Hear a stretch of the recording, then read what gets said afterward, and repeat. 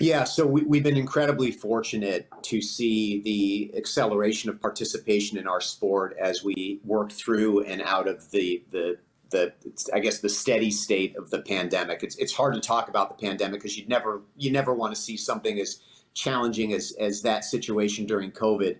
How do you talk about that in the context of more people playing golf? So we're extremely fortunate that golf was a beneficiary of some of the outdoor activities that came through the pandemic. And to your point, Matt, we've tacked on several million golfers around the world, not just here domestically, but around the world. And we all know this as golfers.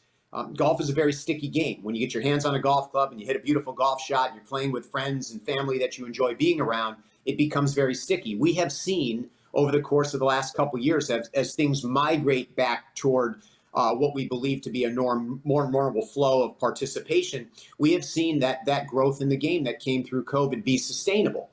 We have seen rounds of play and participation, both number of participants and how frequently the participation is happening, remain sustainable and to some degree actually growing. Rounds of play this year are actually up low single digits, which is another marker of the incredible momentum we're seeing in the sport. That correlates directly into our business. The more golfers we have to engage and work with and ultimately provide product and product technology to enhance the way they perform, the better off we'll be. But we're equally as optimistic to see all the recreational players that came in through COVID as they transition into more technical products, and TaylorMade certainly serves a meaningful role here in the game of golf to help better players continue to improve as they work through their playing continuum.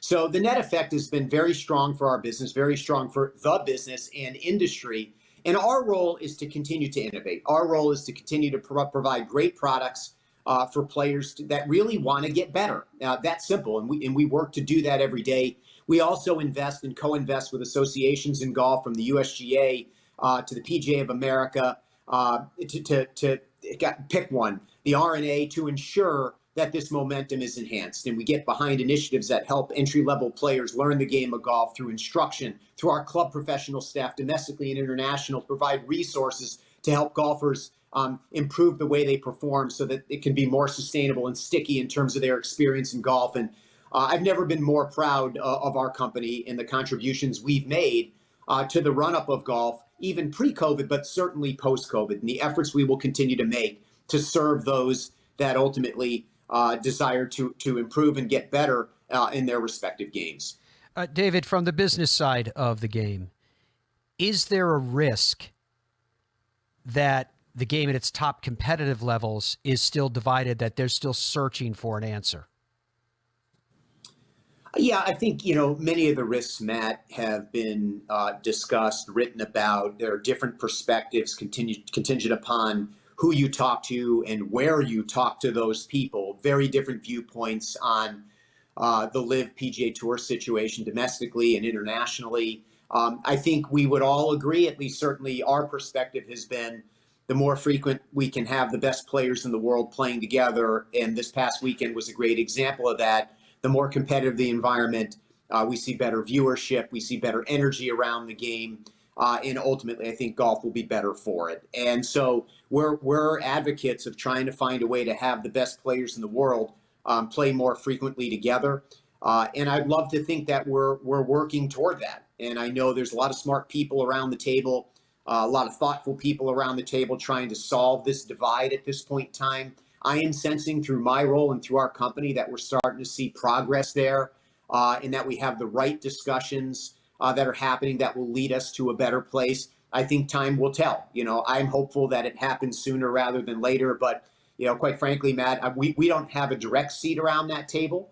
If we did, we would be working hard to find a way to help golf become more unified and put a product in front of golfers that inspires us all. But what I do find interesting, and I had this discussion actually at Augusta with a few of our media partners, we've seen some of the media ratings be a bit softer than I think we all would have liked early in the season.